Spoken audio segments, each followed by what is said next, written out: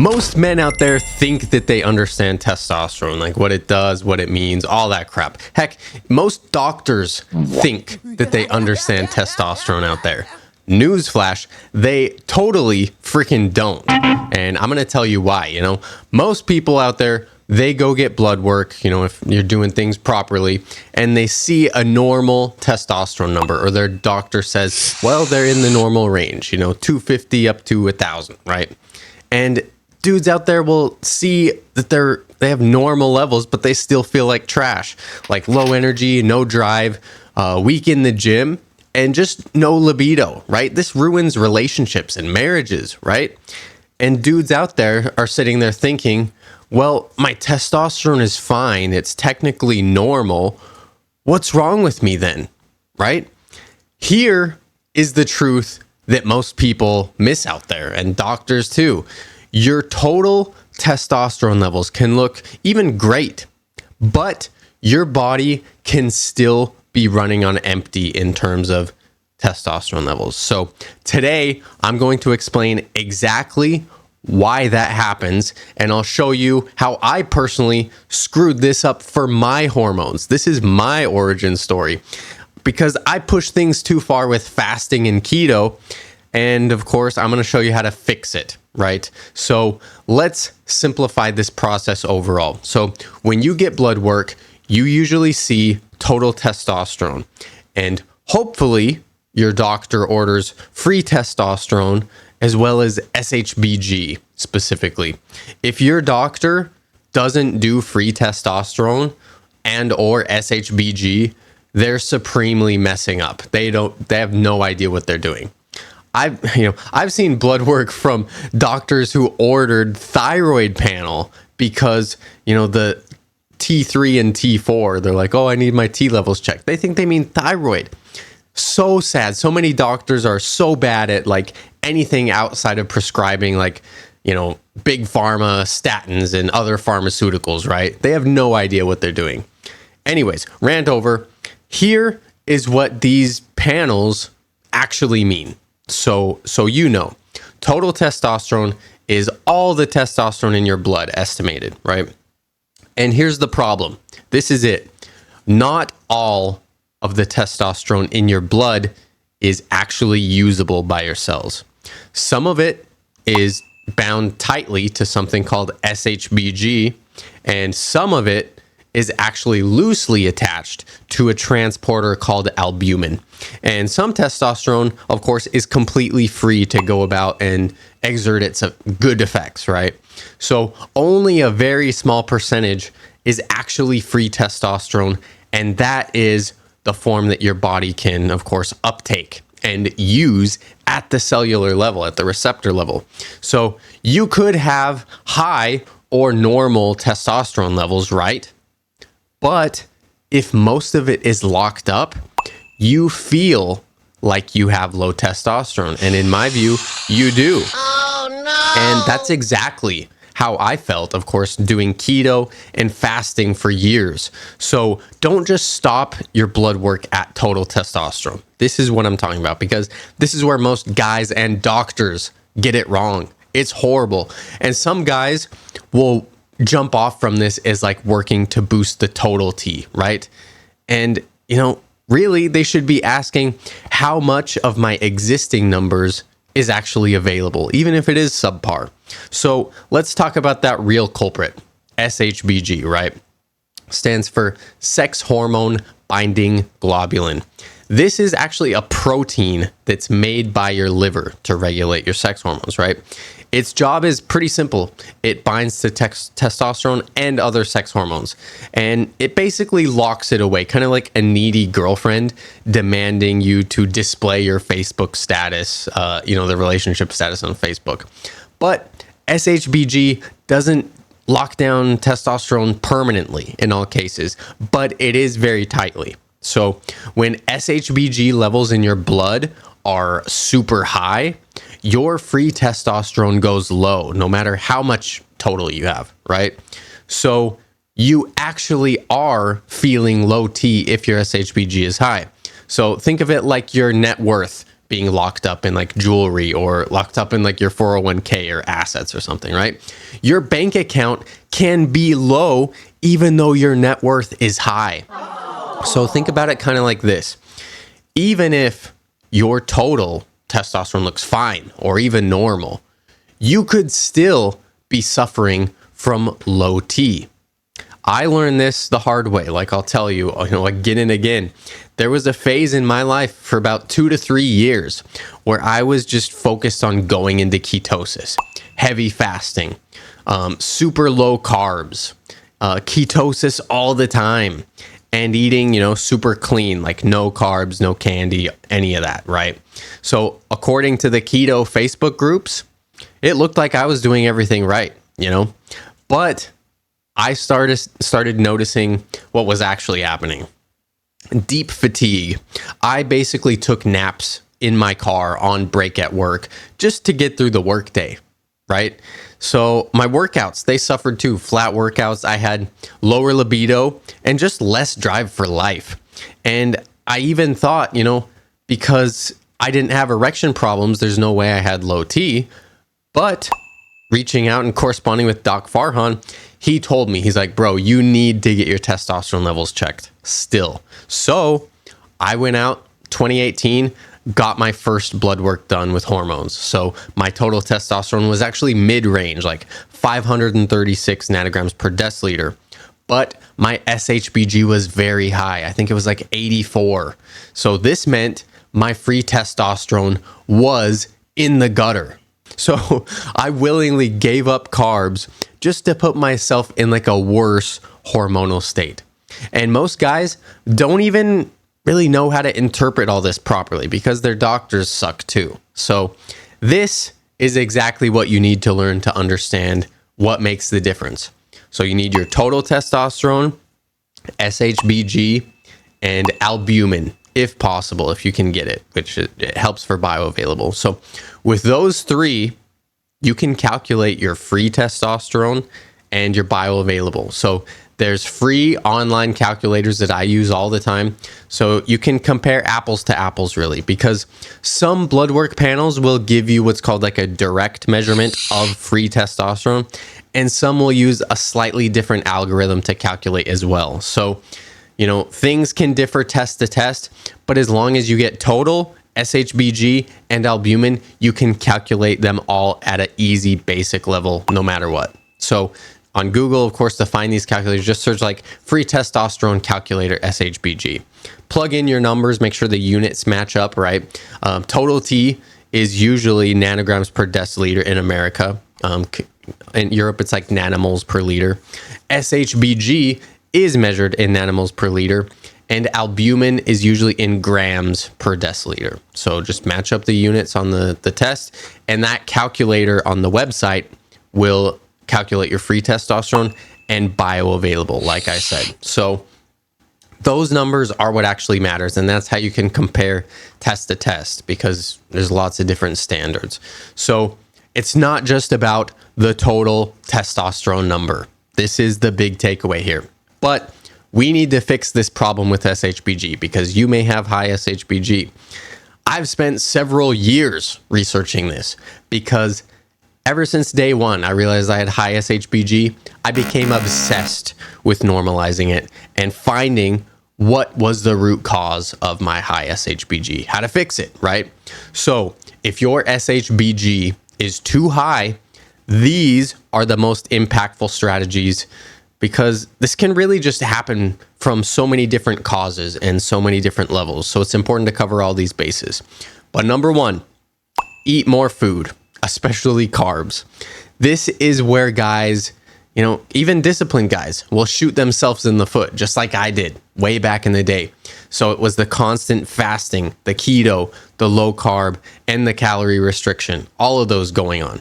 So your liver, from a mechanistic standpoint, sees this as conditions to hyper-regulate and lock away your sex hormones. So not even so much in that like survival, of tough times paradigm that most fasting advocates talk about, right? It's counterintuitive, but this is what happens.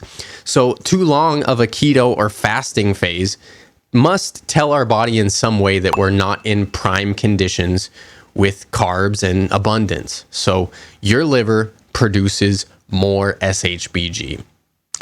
And of course, that locks away your testosterone levels from being realized. So what is the fix, of course? Well, increase your total daily calories is one. It could be 300 to 500 calories extra only. Like, that's a small amount. And most importantly, in my view, is adding carbohydrates back into your meal plan. So especially around your workouts is key. So you don't need to go super crazy, like off the wall eating candies all the time, but you do need to act like you're not in a famine, because carbs are, technically not essential, but they do de-stress your body and show that you're thriving. So carbs are like that cherry on top of your vitality. So number 2, boron. It's very simple, effective, like 6 to 10 milligrams of boron daily. I use the ionic, like liquid dropper type. And what boron does is it can really just reduce SHBG as a trace mineral that most people are deficient in. So boron comes from plant foods, usually like raisins and other foods, but it's probably been depleted from our soils in general. So for many people, just supplementing this boron will increase your free testosterone. This can be the key for so many people. It's one of the easiest wins, and you got to take it. It's so simple. It's like low effort and solid return. So take boron. Number 3, so these are the strong herbs. This is the stuff I really like going into the research on. So this is where it gets interesting too. There's a couple herbs that have been used for a very long time, and they're starting to get more attention now, especially appearing on like Joe Rogan podcasts, talked about almost everywhere. And at this point, Tongkat Ali, very powerful. I think a lot of people know this. It's one of the best natural compounds just for male hormone and fertility, right? So this is the key idea with Tongkat Ali. Some evidence among like the 13 like high impact research studies shows that Tongkat Ali may help the unbinding of testosterone and SHBG, which unlocks even free testosterone boosts in women. So increasing that free testosterone level, which is what we want as men, and some women need it. So even just this single mechanism of how Tongkat Ali works in the blood is promising for free T gains. And longer term for men, it can even boost total testosterone production in your testes. Just like what happened after my first 6 months of blood work, and I took Aphro-D. So I went from, of course, 536 to 877 and dropped 11 points of SHBG, doubling my free T results. And I could feel this, just the results of this, even quicker than the 6 months that I fully committed for the blood work. And that's going to be the key, is taking Tongkat Ali and really just looking for that high quality extracts, which of course I can only trust Aphro-D out there. Link, of course, is in the description. So check out the third-party testing on the website that ensures potency and really confirms this special 4.3 kilodalton peptide, which is the real key of Tongkat Ali. But I'll save that for another video. Next herb is stinging nettle root. So this is common in herbalist circles, and you want the stinging nettle root specifically, not the leaf. So stinging nettle has a few compounds that may interact with SHBG by making it kind of bind to its particles instead of testosterone. So it's like a competition for binding, and can potentially, of course, increase your free testosterone by proxy. So think of it kind of like taking those sticky SHBG molecules and just putting them in like sand. And once you take it out, your testosterone is not going to stick to it. It's like lost its stick. So this is not necessarily magic, but when it's stacked with everything, stinging nettle can be one of those big impact herbs that help it add up.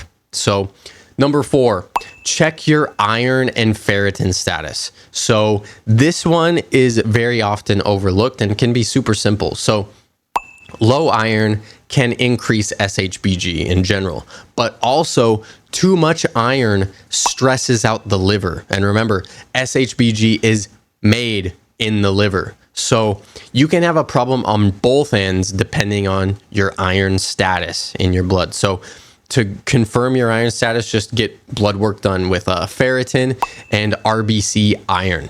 And make sure all those are in a healthy range. Cover that base. It can be huge for a lot of people. Number 5, of course, is just fix your recovery. So especially if you're training constantly throughout the week, if your sleep is trash, guys, like there's no way of getting around this. You're not recovering. So you have to prioritize your sleep at a point, because if you're not recovering from just life even, then your hormones in general are going to be off, right? Everyone talks about the high stress, the high cortisol leading to hormone imbalance, right? You need consistent sleep. You need real recovery. It's not just about stimulants. You can't just put caffeine as like a magic fix for this. Now, let me talk about the nuanced approach with SHBG and how I kind of look at it now. So let me just preface this, because I don't want you to walk away thinking like I did in the past, like SHBG is bad, kill SHBG. That's not true. SHBG in a lot of people's blood work I've seen, it can actually help regulate other sex hormone levels, right? Which prevents, in often cases, excessive estrogen activity. So SHBG can still also help transport testosterone through the bloodstream. Like, it's not necessarily a death sentence for your testosterone. So during intense exercise, for example, your body can release bound testosterone when it needs it. This is big. This most commonly happens with albumin, but it's not unheard of with SHBG. So these are transport systems too, not mortal enemies, right?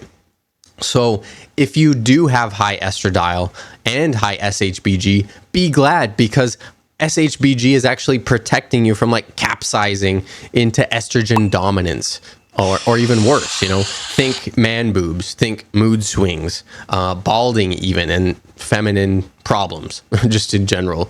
So remember, SHBG can be easily helped within a couple of weeks, or it can take years, right? In my experience. So sure, Aphro-D pulled me from the depths within like 6 months by boosting my total, you know, 536 to 877 to 990 and even 1007.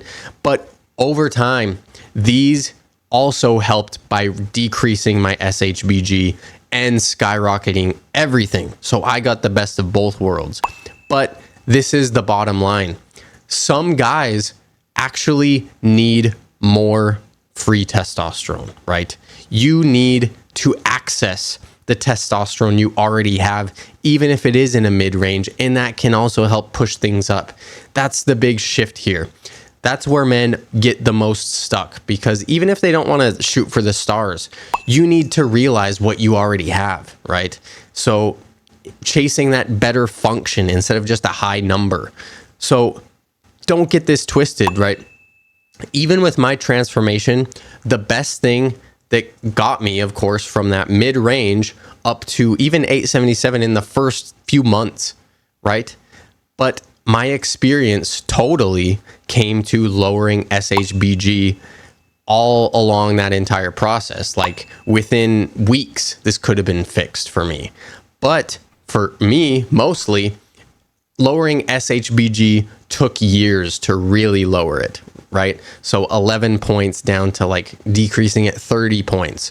So if you take away one thing from this video, really just stop obsessing over total testosterone in general, because there's a lot more at play here. So start asking yourself, how much of my total is actually usable, right? That's the free testosterone. And that's the difference between just looking good on paper with your blood work results and actually feeling like that high performing man that you were probably experiencing in your teens. And there's an interesting dynamic here at play too, I'll touch on a little bit before I end it. But for me and many other people that were in like this first Aphro-D wave of customers, I feel like we went through a second puberty, like that type of level of the surge of testosterone hormones to really just masculinize us. Because I think for so many young people out there, they really get their hormones disrupted and blunted during the critical periods of their life. And they really need that like second push or some other wave of testosterone and androgens to, you know, go throughout their system and exert their effects on the genes, you know, the gene expression, everything. I think it's crucial. And this is what a lot of older guys don't understand because they haven't grown up in this world, you know, their entire life where everything is a hormone disruptor, right? I'll talk about that in another video, but this is the huge point, man. So think about it. Even if your total testosterone levels are mid-range or, you know, 300, 500, up to even 700, you can still have low testosterone because of SHBG. I've seen some blood work from people who've had SHBG up to like 130 points. Meanwhile, I'm sitting there at like 84 or 83. I think it was 83.7 was my first reading. And I'm like, holy crap, at least I don't have that bad of SHBG. But once again, man, these things just take your awareness and you just got to take action from there and implement all these strategies. Like literally do everything, like throw the entire kitchen sink at it. For some people, just taking boron can do it. For some people, just taking Tonkat Ali and getting some rest will do it. But for other people, man, it takes that consistent push of all these levers. And that's what I've done for years. And, you know, I overcame it eventually just back in 2022, September 2022, I believe, when I got my highest total testosterone and my SHBG dropped. Like it fell off of a cliff into that normal level. And I was like, wow, what did I do? Well, I stopped training as hard before doing blood work. So that could have been one of the readings. But also, man, I think it just took all those levels, you know, the trace minerals supplementation, the Tonkat Ali and being on Aphro-D for basically years and getting my rest dialed. That was one of the big things that year too. It takes all of these things. So you have to be super aware, make sure that your iron status is good and there's just no hormonal dysfunction. Some people may have genetically slightly higher SHBG levels, although, you know, I think you can turn off genes. So it really depends. There's so much things at play, but it takes that consistent effort in some capacity for a lot of people. Other people, it can be solved within weeks. So keep this in mind, implement all of these strategies that I covered in this video, and let me know how it does for you. Have you struggled with SHBG? Have you dealt with a doctor that has no freaking idea what they're doing when it comes to blood work and can't even interpret simple free testosterone levels? Tell me all your stories. And thanks again. Make sure you drop a comment, like, subscribe, and I will see you guys in the next video. Peace.